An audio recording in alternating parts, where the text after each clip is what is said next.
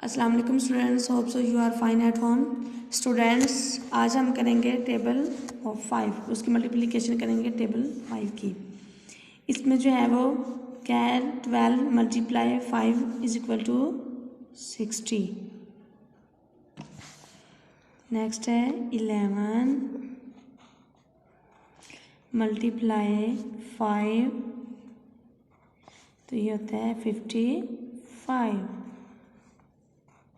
Next है 10 multiply 5 50।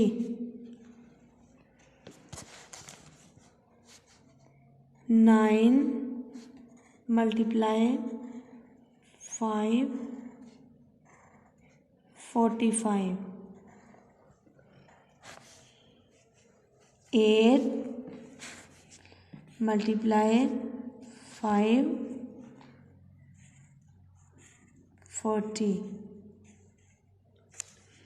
7 multiply 35। 6 multiply 5 30। ये आप लोगों ने ऐसे ही 5 के टेबल का जो है मल्टीप्लिकेशन करनी है। आप लोगों ने इसको अच्छे से लर्न प्लस राइट करना है। ओके, थैंक यू, अल्लाह हाफिज़।